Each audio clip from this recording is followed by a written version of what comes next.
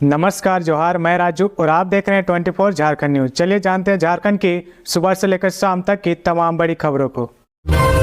झारखंड में 15 नवंबर से मिलेगा चना दाल 1 रुपए किलो। जाने किन लोगों को मिलेगा इसका लाभ। झारखंड में 1 रुपए किलो चना दाल मिलेगी। झारखंड कैबिनेट की मीटिंग में ही इसकी घोषणा की गई थी। इस बारे में वित्त मंत्री रामेश्वर उरांव का बयान सामने आया है। मंत्री ने बताया कि इसकी शुरुआत झारखंड स्थापना दिवस यानी 15 नवंबर से होगी। हालांकि सभी को इसका लाभ नहीं मिलेगा। झारखंड राज्य खाद्य सुरक्षा योजना में शामिल लाभुक को ही इसका लाभ मिलेगा। ऐसे में सरकार की इस स्कीम से राज्य के 65 लाख राशन कार्डधारी लाभान्वित होंगे। मंत्री रामेश्वर उरांव ने बताया कि 15 नवंबर से लाभुकों को प्रतिमाह 1 रुपए किलो दाल दी जाएगी।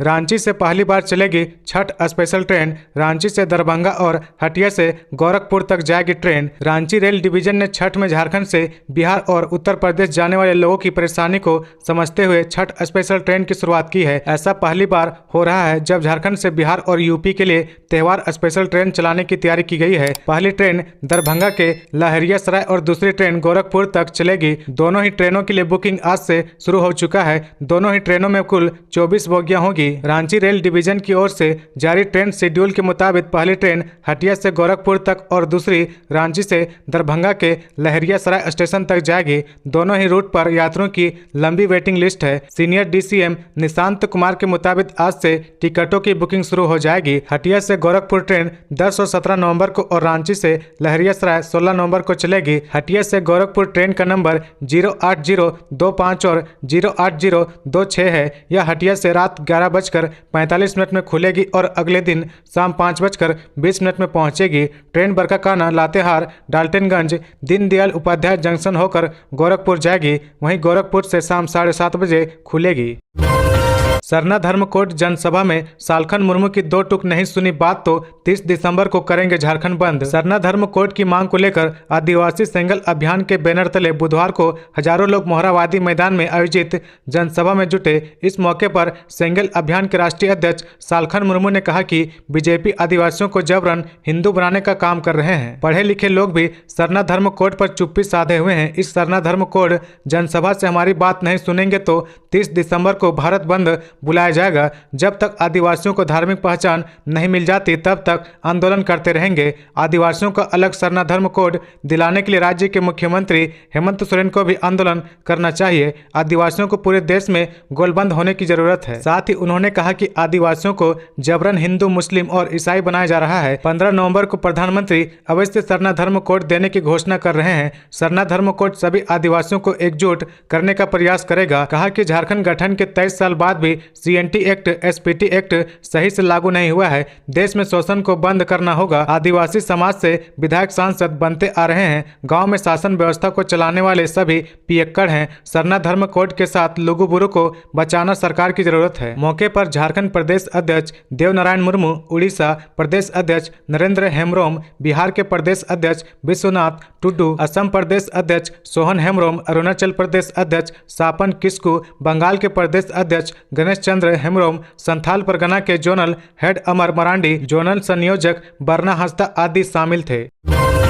लातेहार में एसीबी की बड़ी कार्रवाई। एलआरडीसी के पेशकार विपिन किशोर इक्का रिश्वत लेते गिरफ्तार। लातेहार में एलआरडीसी के पेशकार विपिन किशोर इक्का को एसीबी ने रंगे हाथ रिश्वत लेते हुए गिरफ्तार किया है। जानकारी के मुताबिक उसने मनिका प्रखंड के शंकर राम से जमीन संबंधित कार्य के एवज में 5,000 रुपए लिया था। सूचना मिलते ही एसीबी की टीम बुधवार दोपहर 12 बजे जिला मुख्यालय पहुंची और उन्हें धर दबोचा। फिलहाल एसीबी आगे की कार्रवाई में जुट गई है। खबरों में आगे बढ़ने से पहले अगर अभी तक आपने इस चैनल को सब्सक्राइब नहीं किया तो प्लीज सब्सक्राइब कर ले, जिससे झारखंड की हर छोटी सी बड़ी खबर की अपडेट आप तक पहुंचता रहे। पूर्व सीएम मधु कोड़ा को झारखंड हाईकोर्ट से बड़ी राहत। मनी लॉन्ड्रिंग केस में निचली अदालत की कार्रवाई पर लगाई गई रोक। पूर्व मुख्यमंत्री मधु कोड़ा को झारखंड हाईकोर्ट से बड़ी राहत मिली है। अदालत ने उनके खिलाफ मनी लॉन्ड्रिंग के मामले में निचली अदालत की कार्रवाई पर रोक लगा दी है। साथ ही लोअर कोर्ट रिकॉर्ड भी मांगा है। इस मामले में ईडी ने साल 2018 में मधु कोड़ा और अन्य के खिलाफ मामला दर्ज किया था। इसके खिलाफ पूर्व मुख्यमंत्री मधु कोड़ा ने हाईकोर्ट में याचिका दाखिल की थी। पीएम मोदी के खूंटी दौरे का क्या है मायने, राजनीतिक जानकार दे रहे ये तर्क। प्रधानमंत्री नरेंद्र मोदी जनजातीय गौरव दिवस पर 15 नवंबर को खूंटी आ रहे हैं। प्रधानमंत्री सबसे पहले भगवान बिरसा मुंडा के गांव उलीहातू पहुंचेंगे। भगवान बिरसा मुंडा की प्रतिमा पर माल्यार्पण कर श्रद्धा सुमन अर्पित करेंगे। इसके बाद खूंटी में भारत विकास यात्रा के कार्यक्रम में हिस्सा लेंगे। प्रधानमंत्री के इस कार्यक्रम को लेकर राजनीतिक गलियारों में चर्चा तेज हो गई है। कार्यक्रम को लेकर कई मायने निकाले जा रहे हैं। राजनीतिक जानकारों के अनुसार प्रधानमंत्री झारखंड के साथ साथ छत्तीसगढ़ में होने वाले विधानसभा चुनाव में आदिवासी वोटरों पर भी निशाना साधेंगे। छत्तीसगढ़ में दूसरे चरण का मतदान 17 नवंबर को है। विधानसभा की 70 सीटों पर मतदान होना है। कुल 90 सीटों में से 29 अनुसूचित जनजाति के लिए आरक्षित है। ऐसे में प्रधानमंत्री के खूंटी में होने वाले इस कार्यक्रम को छत्तीसगढ़ के चुनाव से जोड़कर देखा जा रहा है। मतदान के 2 दिन पहले प्रधानमंत्री नई योजना की शुरुआत कर सौगात दे सकते हैं। प्रधानमंत्री खूंटी में जनसभा को संबोधित करेंगे। प्रधानमंत्री की सभा को लेकर भाजपा जोरदार तैयारी में जुटी है। केंद्रीय मंत्री अर्जुन मुंडा खुद इस कार्यक्रम की तैयारी की समीक्षा कर रहे हैं। 10 जिलों के पदाधिकारी बैठक कर कार्यक्रम को सफल बनाने की तैयारी कर रहे हैं। पिछले विधानसभा चुनाव में अनुसूचित जनजाति की 28 में से 26 सीट गंवाने के बाद भाजपा नए सिरे से इन सीटों पर जीत की रणनीति बना रही है। पटेल चौक सीरमटोली रोड फिर बंद। रेलवे स्टेशन के पास लग रहा है जाम। सीरमटोली फ्लाईओवर निर्माण के कारण सरकारी बस डिपो के आगे पटेल चौक का रास्ता फिर से बंद कर दिया गया है। इस वजह से पटेल चौक से सीरमटोली चौक की ओर जाने वाले वाहनों को रांची रेलवे स्टेशन की ओर से निकलना पड़ रहा है। ऐसे में रेलवे स्टेशन के पास अक्सर जाम की स्थिति बन रही है। इससे लोगों को काफी परेशानियों का सामना करना पड़ रहा है। पटेल चौक पर आवागमन बंद करने का सूचना पट भी नहीं लगाया गया है। इस कारण वाहन चालकों को इसका पता नहीं चल पाता है। जब वे पटेल चौक के पास पहुंचते हैं तो सड़क बंद देखकर आगे निकलना पड़ता है। इस तरह वाहन चालकों को काफी परेशानी हो रही है। स्थानीय लोगों ने बताया कि सीरमटोली फ्लाईओवर निर्माण के कारण अक्सर इस मार्ग को बंद किया जा रहा है, लेकिन इसकी सूचना सही माध्यम से लोगों को नहीं मिलती है। इस कारण लोग जाम में फंसते हैं। ट्रैफिक पुलिस के पास क्षमता से कम पुलिसकर्मी होने के कारण हर दिन लोगों को चौक चौराहों पर जाम की समस्या से जूझना पड़ता है। ट्रैफिक पुलिसकर्मियों की कमी को देखते हुए पूर्व ट्रैफिक एसपी हरीश बिन जामा ने पुलिस मुख्यालय से अतिरिक्त बल की मांग की थी। तब पुलिस मुख्यालय ने होमगार्ड जवानों को ट्रैफिक संभालने में लगाने का निर्णय लिया। जल्द ही राजधानी रांची में 100 होमगार्ड जवान ट्रैफिक संभालने की व्यवस्था में जुट जाएंगे। इस महीने के अंत तक 100 होमगार्ड जवान रांची ट्रैफिक पुलिस को मिल जाएंगे। उन जवानों को ट्रैफिक संभालने में लगाने के पहले कुछ दिन तक ट्रैफिक संभालने की ट्रेनिंग दी जाएगी। ट्रेनिंग लेने के बाद उन्हें चौक चौराहों पर तैनात किया जाएगा। उनके साथ ट्रैफिक पुलिसकर्मी भी तैनात रहेंगे। इस संबंध में ट्रैफिक एसपी कुमार गौरव का कहना है कि 100 होमगार्ड मिल जाने पर उन्हें विभिन्न चौक चौराहों पर ड्यूटी में तैनात किया जाएगा। जिस चौक चौराहों पर जाम की समस्या अधिक होगी वहां उन्हें तैनात किया जाएगा।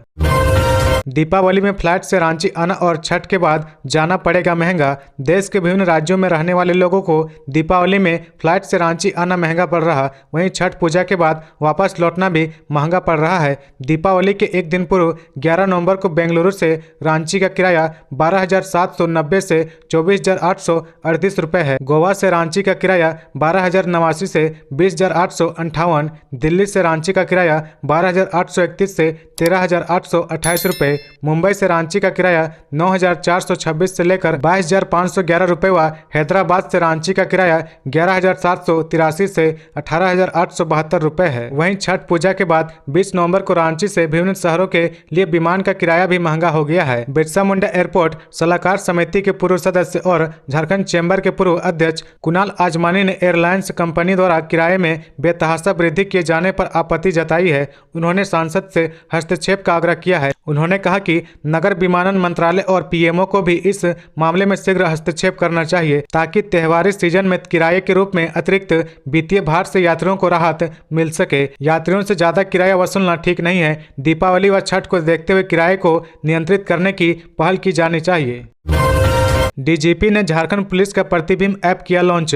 डीजीपी अजय कुमार सिंह ने बुधवार को झारखंड पुलिस का प्रतिबिंब ऐप लॉन्च किया। यह ऐप देश भर में साइबर ठगी में उपयोग किए गए मोबाइल नंबर जियोग्राफिकल लोकेशन बताएगा, जिसको लागू करने से वैसे सभी मोबाइल नंबरों की जियोग्राफिकल लोकेशन को देखा जा सकेगा जो साइबर क्राइम में देश भर में उपयोग किए गए हैं। यह डेटा पूरे देश के नक्शे पर आएगा, जिससे किसी भी राज्य के क्षेत्र में अपराधियों द्वारा प्रयोग किए जा रहे मोबाइल नंबरों की फिजिकल या जियोग्राफिकल जियोग्राफिकल लोकेशन नजर आ सकेगी। साइबर अपराध के मामले में राजस्थान के बाद झारखंड देश भर में दूसरे स्थान पर है। झारखंड में पिछले 4.5 साल में साइबर अपराध के 5350 मामले सामने आए हैं। इनमें से 1432 मामले सिर्फ रांची जिले में दर्ज हुए हैं। इसके अलावा धनबाद में 496, देवघर में 405, जमशेदपुर में 384 और हजारीबाग में 348 मामले दर्ज हुए हैं। साइबर अपराध के खिलाफ कार्रवाई को लेकर रांची में वर्कशॉप चल रहा है। इसमें वेस्ट बंगाल, उड़ीसा, छत्तीसगढ़, झारखंड, बिहार और यूपी के अधिकारी के साथ ईडी, सीबीआई, डीओटी, डीआईबी और आरबीआई के अधिकारी भी शामिल हुए। राज्य में ठंड ने दी दस्तक, बदलते मौसम ने बढ़ाई बीमारी। ओपीडी में 35% बढ़े वायरल इन्फेक्शन के मरीज। राज्य में मौसम के बदलते मिजाज ने लोगों को ठंड का एहसास करा दिया है। रात के तापमान में अचानक गिरावट देखने को मिल रही है। इससे ठंड महसूस होने लगी है। दूसरी ओर मौसम में अचानक आए बदलाव से वायरल बुखार और सर्दी जुकाम के मरीजों की संख्या में तेजी से बढ़ोतरी हुई है। मलेरिया और टाइफाइड के मरीजों की संख्या में भी इफाजा हुआ है। रिम्स के डॉक्टर बी कुमार और शिशु रोग विशेषज्ञ डॉक्टर राजीव मिश्र ने बताया कि पिछले कुछ दिनों से रिम्स के ओपीडी में मरीजों की संख्या में करीब 30 से 35% तक इफाजा हुआ है। इस वर्ष पिछले साल की तुलना में गले में इन्फेक्शन के मरीज भी ज्यादा संख्या में सामने आ रहे हैं। गले में खराश के बाद असहनीय दर्द से कहराते मरीज अस्पताल पहुंच रहे हैं। यह दर्द बढ़ते बढ़ते लोगों को बुखार तक का दंश देकर जा रहा है। 7 से 10 दिनों तक लगातार उपचार के बावजूद गले में खराश, दर्द और बुखार से निजात मिलने में समय लग रहे हैं। फर्जी बैंक अफसर बनकर चुना लगाने वाले 2 शातिर साइबर अपराधी गिरफ्तार। फर्जी बैंक अधिकारी बनकर लोगों को चुना लगाने वाले 2 शातिर साइबर अपराधियों को गिरिडीह पुलिस ने गिरफ्तार कर लिया है। गिरफ्तार साइबर अपराधियों में मुसफिल थाना क्षेत्र के गपई निवासी महेंद्र मंडल और जमुआ थाना इलाके के चुंगलो निवासी हरीश कुमार शामिल है। इन शातिर साइबर अपराधियों के पास पुलिस ने एक आईफोन समेत 7 महंगे मोबाइल, अलग अलग बैंक के 33 एटीएम कार्ड, 13 सिम कार्ड, 56,000 रुपये नगद समेत एक डायरी बरामद की गई है, जिसमें साइबर अपराध के जरिए ठगी किए जाने वाले रुपए का लेखा जोखा लिखा हुआ है। इस आशय की जानकारी गिरिडीह एसपी दीपक कुमार शर्मा ने प्रेस वार्ता में दी है। रांची में छठ पूजा की तैयारी को लेकर डैम तालाबों में रहेगी एनडीआरएफ की टीम, घाटों पर बनेंगे चेकिंग रूम। महापर्व छठ में व्रतियों की सुरक्षा को लेकर नगर निगम और प्रशासन रेस हो गए हैं। छठ घाटों की सफाई और खतरनाक घाटों पर सुरक्षा व्यवस्था के लिए मंगलवार को डीसी राहुल सिन्हा और एसएसपी चंदन कुमार सिन्हा ने छठ पूजा समितियों के प्रतिनिधियों के साथ बैठक की। वहीं निगम प्रशासक अमित कुमार ने छठ घाटों का जायजा लिया। बैठक में डीसी ने आदेश दिया कि कांके धुरवा डैम, हटनिया, चड्डी और बड़ा तालाब में एनडीआरएफ टीम और स्थानीय गोताखोर तैनात करे।